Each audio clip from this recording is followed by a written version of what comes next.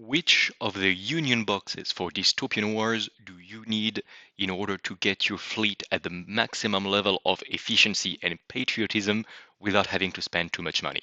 Hello everyone and welcome for another video of Love and Wargames, and in this video we are covering another tier list, one that has been much anticipated because it is the Union. And the Union faction, which is basically the Americans, the defenders of democracy and freedom and all of this, have a lot of boxes that looks very similar to each other. And you're like, okay, which one do I get? Which one is more important? And sometimes it really goes as much in the details as how many of these specific type of weapons are on the sprues. So I think it is important to have this discussion. As always, it is only my own opinion. So if you disagree, well, you can tell me in the comments and we can have a discussion. There are 5 levels that we are going to see. The first one is going to be Destiny Made Manifest. This is obviously the best one. Those are the boxes I recommend to buy once or even twice, or that is auto include. I will discuss more when we go there. Liberty's Hammers are those that I highly recommend, and you can go there and buy it with your eyes closed. Maybe it's not needed to buy it twice, but we will see. Those are very important. I say we will see, but I didn't think yet. We'll see as it goes, and of course it will be arranged at the end. Defenders of Freedom are going to be the boxes that allow you to have a solid army. If you like the miniatures in there, go for it. No worries with that. And if you don't, like, they're not super necessary. Unmanaged Democracy are going to be the boxes that are okay if you really like the models, but they cannot be the base for a solid fleet. Or, and this is what's going to be there most of the time, there are better ways and cheaper ways to get what you get from this box in other boxes, maybe for cheaper, maybe you get more for the cost, etc., etc. We will see when it happens then. Finally, anti-patriotic are those boxes that I cannot wholeheartedly recommend. But again, it is my opinion, and it doesn't mean the boxes are terrible.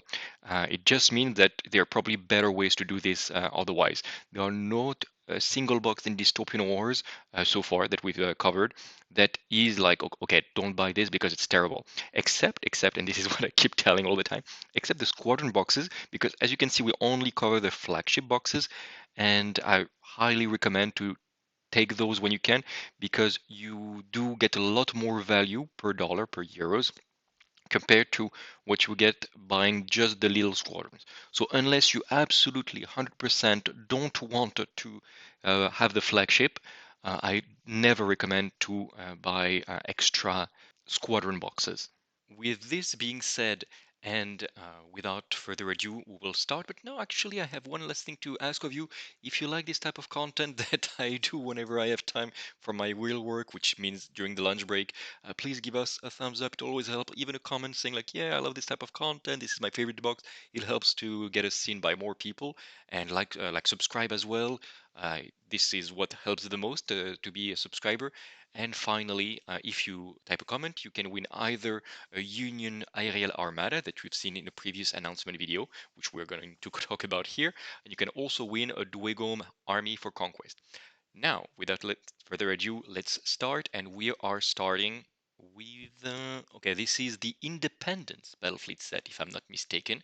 Okay, as always, we're going to Myobi Place to get you a look. Myobi Place, as you know, is the place to go if you want some Dystopian Wars in Europe, because you have a flat 15% discount on everything. So that's quite great. And there is a choice, like when you are in your basket, to choose us, and then we get 5% back in buying tickets that I can spend in Myobi Place myself. It's not money in my pocket, but then I can buy more boxes and get you larger scale battle reports. So thank you if you do that. The Independence Battlefleet set that you see here is interesting for one specific reason. You get literally one sprue of everything. You have one frontline sprue, one support sprue, you have one Our Wars veteran sprue, and you finally have one of those advanced sprue. So you have 4 different sprues, but only one of each, which is why you have one carrier, like this is the example they take with all of them, can be built in different ways. You have one frontline cruiser, one Our War cruiser, etc. So it's a lot of everything. And if you already have a large fleet of the Union, it's okay because it gives you a little bit of reinforcements if you want to put your cruiser size a little bit higher. But other than that, it's MSU everywhere. If it's your only box for the Union, I wouldn't recommend it, except maybe for skirmish. Like if you play like 500 points, that can be fine. But otherwise, you will be limited very, very soon. It is a good complement. I will not put it all the way down, but personally, I don't like that it's literally one sprue of each, because you cannot focus on something. Like if you play just two Farraguts, you will never feel the power of it. I will not put it down again because as a reinforcement, it's okay and you have a bit of everything, but also the main flagships are not amazing at all.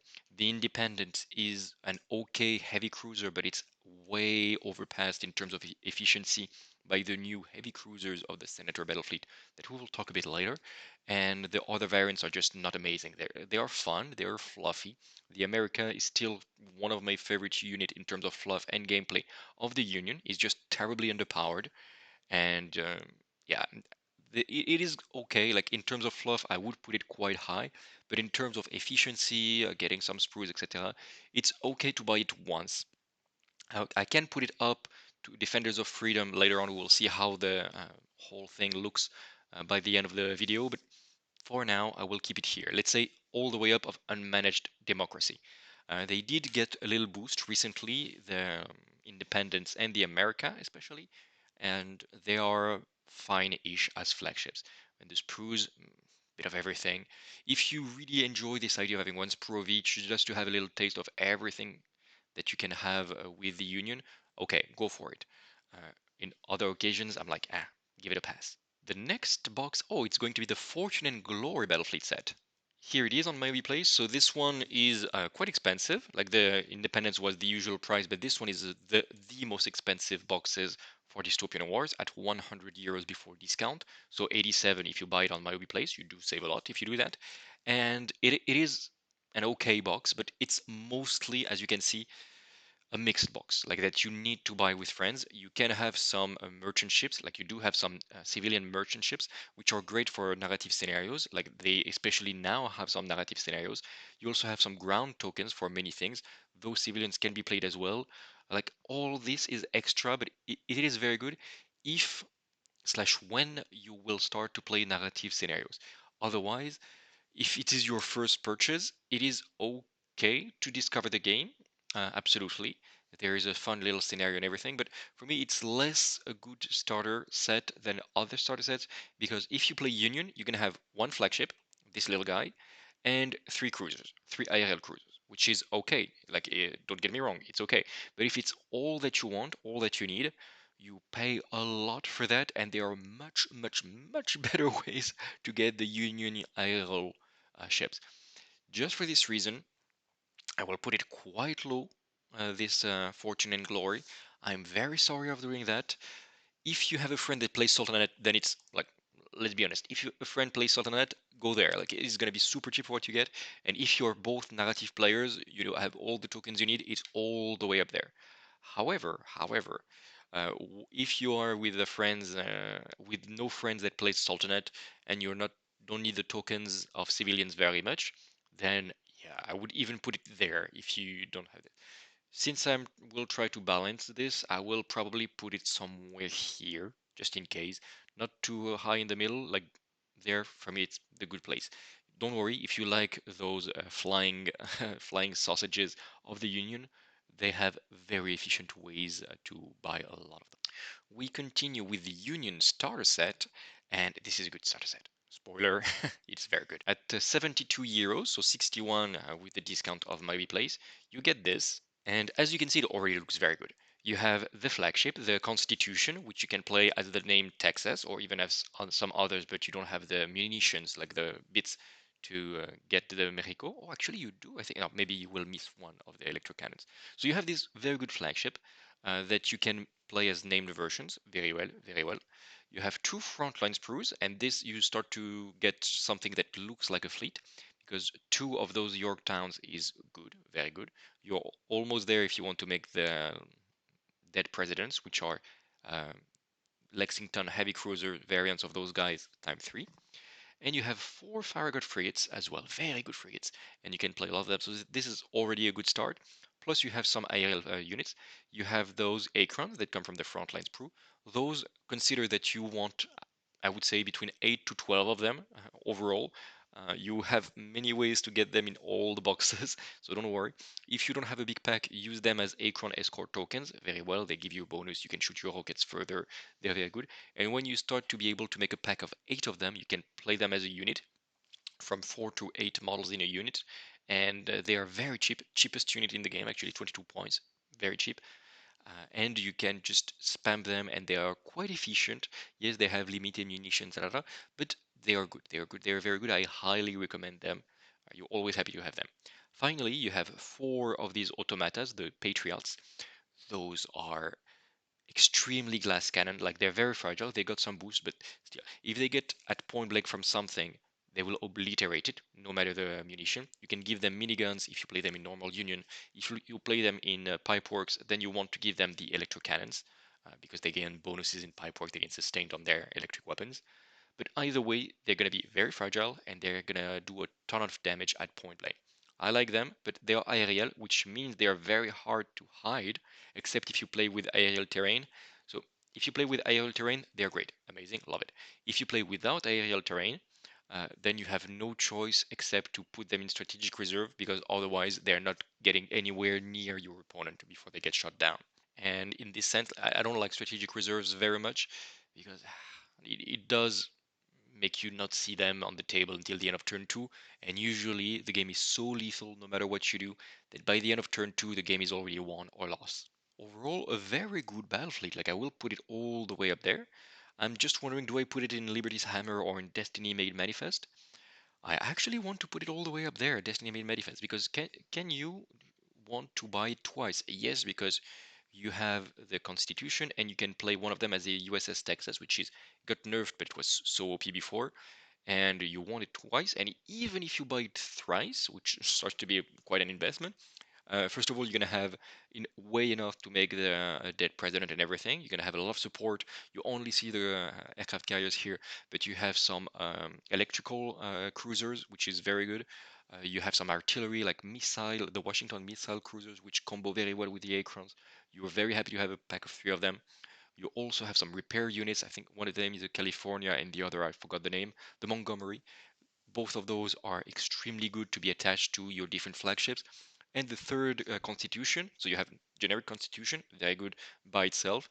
The USS Texas, that says a bit in the back and gives you support plus focus fire. It's great. And the Mexico, because you're gonna start to have quite a bit of electrical weapons for the third Constitution. Actually, yeah, I'm keeping it all the way up there, because if you buy it once, it's almost mandatory, because you do get in this starter set, and it's the only box that has it, cards, dice, all the movement tools, the map of the world, the rules, the tokens. You have everything. So if you start Dystopian Wars, this is a box for you. And even if you're a veteran of Dystopian Wars, just buy it 3 times. It's quite a good deal. Like, you don't pay for the cards and everything, compared to buying the boxes separately. And yeah, it's just such a great box. Buy it 1, 2, 3. It's always gonna be good. So yeah, it goes all the way up to Destiny Made Manifest. Then we have the Honourable Eclipse Company box. Okay, it starts to be a very good box as well for the donuts, because you see, for 60 euros, so 50, let's say that it's about half of what you would pay for the Sultanate. You get what is basically exactly the content of the Sultanate box. So it's not an incredible deal, in the sense, like, it's good to have. You can buy it extra. If you don't have friends with whom to share the Sultanate, this is always going to be a safe place. You don't pay for the tokens, you don't pay for the Sultanate, and you don't have the hassle of having to go around. Yes, it's less of a good deal if you had a friend that could buy your Sultanate and your civilian tokens. Otherwise, if you just want some extra aerial ships for about 50 euros, it is a good box. I'm not gonna put it too high, because we'll see the Destiny box after, which is just an insane deal. But I will put it here because it is your only way, yeah, your main way to get those flagships, those with 2 donuts, 2 sausages, one after the other. Some of them are quite good, like the Custodian, especially unlocks the HEC, and it is important to have this little guy. But yeah, the Destiny is just so way behind. But having this box plus the Destiny that we will talk about a little bit later, and you have an amazing Union air fleet. You can also type a comment if you want to try to win an already painted Union air fleet. But for the others, this is a fair box. Yeah, it goes to Defenders of Freedom. I cannot super recommend it, but if you want some more airships, it's a good way. Then we go, unfortunately, with the Constitution Battlefleet set. You've heard me saying this before, but yeah, it is unfortunately completely outclassed because of the existence of the Union starter set. It's basically the Union starter set, yes, without the support cruisers, and this is where it hurts a lot, and without all the dice and cards and everything that you could sell or give to your friends otherwise. You don't want, like, want the starter because you have a bit of everything by buying it once and twice and thrice. You have flagships, you have front lines and supports and robots and everything. Here, not having the support cruiser really kills this box for me, I believe. And I cannot recommend. Yes, it's a little bit cheaper, but it's not worth it per cost. Like, if the starter didn't exist, I would be like, yeah, it's a good box, fair. Like, it goes about in the middle, it's good. But in the world where the Union starter set exists and the Mexico Battlefleet set exists as well, yeah, it's really not great. You could argue with me. No, you couldn't because you don't win so much. No, it goes all the way down. The Mexico might go a little bit higher, but this box specifically is not going all the way up. Like, it's anti-patriotic if you buy this. Just buy more starter sets, guys. Then the main surface fleet of the Union, the Enterprise Battlefleet set. This is a big one. For 100 euros before discount, so 87 we said after the 15%. So for 102 euros, you have all of this, and as you can see, this is brilliant. You have the Enterprise, which takes the center of the scene. We'll talk about it in a second. And you have 3 frontline sprues and 3 support sprues. Here we can see that they are not aircraft carriers, the Roanoke. They're the Discovery Arc cruiser with an arc generator in front. This is an amazing box. Like, first of all, you have 6 sprues, 3 of each, which, as we've seen, is good. Like, when you can combo them together, it's okay. The Union is not a faction like the Covenant that want mostly support, or that there are other factions that want mostly frontline sprues. They want a mix of everything. Some ships to hold the front line, and they have very good combat or support cruisers. So this is already a good start, and especially you have the Enterprise, which got nerfed. It was basically auto-include because it had Fortunes of War. I don't like to show stat lines because it evolves frequently, but as you can see in the latest Orbit Exchange, it had Fortunes of War for forever, and it made it auto-include one of the best ship with Fortunes of War in the entire game. Now it replaced it with Command Code and Give Them Hell for whatever reason, because it doesn't have, like, anyway, let's not make an Orbit review, but for 350 points, you have this beast at armor 8, citadel 16, so basically a battleship, with an internal shield generator, which anyway you will hide him way behind an island to send 10 SRS tokens turn after turn, give a command code to your Washington artillery missiles that are going to be around or something like this, and plus on top of this, one thing that the flagships like aircraft carriers hate is aerial cruisers that can send a lot of torpedoes. Well, guess what? This guy doesn't care. He makes tactical cavitation. It removes anything with homing on any torpedoes, which is usually what they have, and it becomes obscured from torpedoes. It's one of the only ways in the game to become obscured from torpedoes. So it's tough against torpedoes once you make your tactical cavitation. It is very tough anyway with armor 8 citadel 16. 7 whole points before it gets crippled. It's okay, and it has a shield generator on top of that, which is like, at this point, I'm like, of course you want that. Of course you want that. It's a great ship, and it's a great box. Yes, it is expensive, but it's a huge chunk of resin. Like, we've seen it a couple times in our battle reports. I think I already made someone win this guy in a previous, yeah, absolutely in a previous contest. So you will not see it anymore on my channel, at least this poor little guy. But look at our battle reports with Union. You will see it. It's just super massive. It's beautiful model, and I love the Enterprise. I love this box, and it goes all the way up to me. The question is, does it go to Liberty Hammer or Destiny Made Manifest? That's a very good question. I don't know. I don't know. I will put it in. I will put it in Liberty's Hammer because it's less of an auto include the Enterprise now. It's an excellent ship. If you love the model, you like the idea of having the USS Enterprise, which is an iconic name, hidden behind an island with a shield, tactical cavitation, sending a SRS turn after turn after turn, then okay, go for it. Otherwise, I would not. Otherwise, there are other ways now to get access to great SRS token generation, to a lot of frontline and support sprues, etc. So it's not absolutely auto include, But yeah, for sure, Liberty's Hammer is for this. Like, you like it, go for it. It's a great box. The next one is gonna be, you know it, one of my favorite box of the entire game, probably the Destiny Battlefleet set. And this one, I mean, just look at it. Like, you guys know my love for the Destiny itself. Like, it is a beautiful, beautiful ship. I just love it. It's an incredible ship. Yeah, I mean, just look at this ship. It is an incredible looking ship. Like, it's a matter of personal taste, but for me, like this, with all the range of Gatling broadside here, plus the turrets there, being a sky fortress, and just this resin part is amazing. Even as terrain, like you can make a beautiful airbase with this. Like, it is an incredible box. What do you get? You have 8 sprues of this beautiful boy. You have 8 Bogotas thus that you can proxy as Acron. That's what I did if you have too many of those, to use some of them as Acron and some of them as Bogotas, depending on the what you put under their few weapons option or the paint scheme. You are going to get this incredible Destiny, which is a great ship. It's a little bit like a flying Enterprise. It's more fragile and it sends at 8 SRS instead of 10.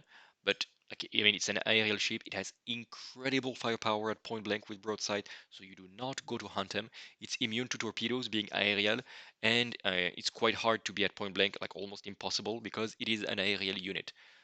Brilliant ship, absolutely incredible, and yeah, just love it very much. It has a lot of like it has a field repair platform. It is, yes, lumbering, but it has great rolls, great efficiency, and it has 10 hull points before it gets crippled. So in the way it compensates a little bit compared to the Enterprise. Anyway, a brilliant, brilliant ship and a brilliant fleet as well. If you like this flying sausages appearance and a horde of small air carriers going around this gigantic fortress, and you like this idea, go for it. It's great. Otherwise, yeah, like if you only want surface, then I cannot convince you otherwise.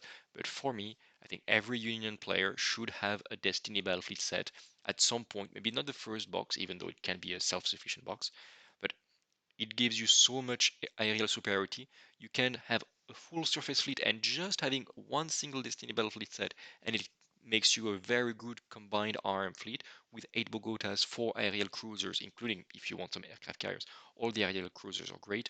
Plus the Destiny, it's absolutely incredible. And I put it all, you know what, I'm going to put it at the bottom of Destiny Made Manifest because it's, well, first of all, it's called the Destiny. And also because it's just such a great shape, like such a good box. I'm maybe not partial. I mean, if we had a constructive discussion in the comments, maybe I could be convinced that it's only at the top of Liberty's Hammer. But I mean, it's an incredible box. I put it all the way there. Maybe don't spam it because trust me, I did. You start to have too many. I, Bogota is first of all too many tokens and too many aerial cruisers. But it's a beautiful box. We continue with an extremely interesting box, the Senator Battlefleet set.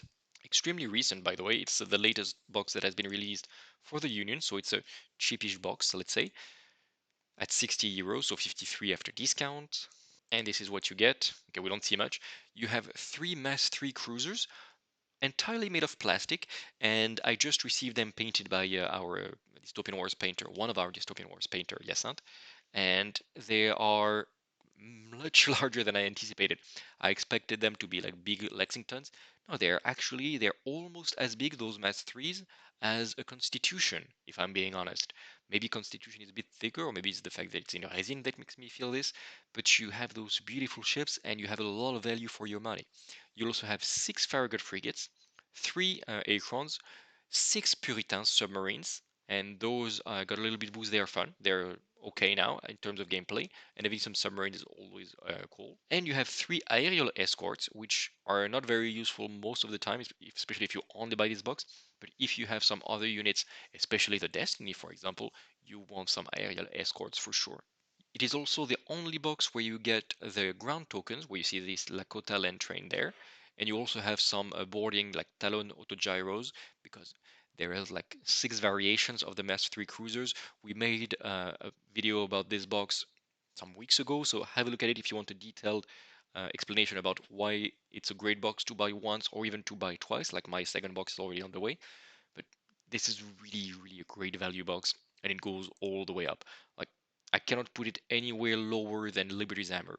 Question is it before, after the the Enterprise, I'm not sure. Enterprise, you have a lot of those basic frontline sprue and the basic support sprue, but the Senator, I will put it higher because of versatility. Enterprise, you buy it once for the Enterprise and a lot of plastic, like a lot of sprues, and that's it. The Senator Battlefleet set, you have so much versatility. Yes, you're going to start to have 12 Puritans, which starts to be a lot, but having 6 Acrons, of course you want that. Having 12 Farraguts is okay. And yeah, the thing that I didn't precise is that you have so many bits of everything. This is your go-to stop if you want some electrocannon batteries, electrocannon, like heavy electrocannon cannon, I forgot the name, but the heavy ones, and you have so many bits of everything. The Union player were starved for many weapons in the past, and this solved the problem. Just buying it once, and you will have enough things for all your Mexicos, all your discoveries, and also I think it's called the Philadelphia R Cruisers. All those ships are great. You have tons of bits. It's great value for like 60 euros, 50 something with a discount. I cannot recommend this box enough, and it goes, yeah, all the way up to Liberty's main manifest. It's not such an auto include because you can play without the normal Union, but I am this close of putting it in Destiny Manifest. We continue with an interesting one, the Columbia Battlefleet set for 48 euros, so barely 40 euros when you include the discount. It is straight to the point. You have the Columbia itself, this little guy right here, okay, and you just buy this box once. Like, you have the Columbia, one of the toughest ships point per point in the entire game. You have two of these War cruisers, some no-nonsense, reliable, quite high hull point cruisers. They are very good, very tough. They go in the center and they brawl. That's their role. And especially because you want to make the Columbia your main tank, your main anchor in the center of the table, you have 4 escort tokens. It's not anymore the only place where you can get those because you've seen we get some of those in the Senator Battlefleet set. But those, like you've seen the combo many times. The combo is you put the Columbia, you attach 4 escorts that you see right here, okay, the little ones, and then those are called Springfield Corvettes. Um, and those guys have their rule attached unit. You get exactly 4, which is what you can attach to the Columbia. So you're going to have on the table this big, very big, very thick ship with the 4 corvettes around and 4 escorts on top. So this really like flotilla feeling. It's going to go in the center. It's going to be nearly invincible against any torpedo, especially with tactical cavitation, because the corvettes have a corvette duty giving you better defenses. Same for the escort tokens. Plus, it's quite tough. It has Citadel 17. I mean, this thing is basically unbreakable. And this is exactly the kind of thing that is good in going straight, but that you will want to. This is the ship that goes faster if it goes straight, and this is exactly what you want to do. You put it to the center of the table, and you ask your opponent, deal with it. You're going to have to spend so much firepower trying to deal with it, and it's not going to be point efficient for you. But if you don't deal with it, I'm going to be at point blank with my two broadsides. One of them is heavy, all my guns, and I'm just going to shoot you down everywhere, everywhere. Plus the aura cruisers are good. So for the price, I would put it super high. Actually, this guy, um, I will put it to Liberty's Hammer. Like, I don't cannot put it to Defenders of Freedom. Like, I would if it were at 60 euros, like the Constitution Battlefleet, for example. But for basically 40 euros with discounts, it is a great anchor. It's not many points. You just need to buy it once. You will never buy this little guy twice. There is a name variant, but you don't care very much. You will not buy it twice, but you will buy it once, and you will have your anchor, like your tank. And plus, it's a cross purchase. Like, those ships can be played in the alliance, so you can start to play. Maybe it's a minus point because then you will start to collect a second fleet, and you will spend more money into the game. But no, like it goes to Liberty's Hammer. It's just a good box. You buy it once, you have these great ships. No, that's it. Like, if we can discuss in the comments, of course. But tell me what you think. But for me, the Columbia Battlefleet set for the Union is very good. For the Alliance, it was a bit lower because it's really a different appearance visually. But here it really looks like just older, less technologically advanced Union ship, but with the paddle wheel, dawn wheel, I think it's called in English. It's very good. So no, dawn wheel is in French. I just it's called the Wheel of Dawn, which is very cool, but it's called paddle wheel in English. Why don't you call it Wheel of Dawn? It's very much cooler, no?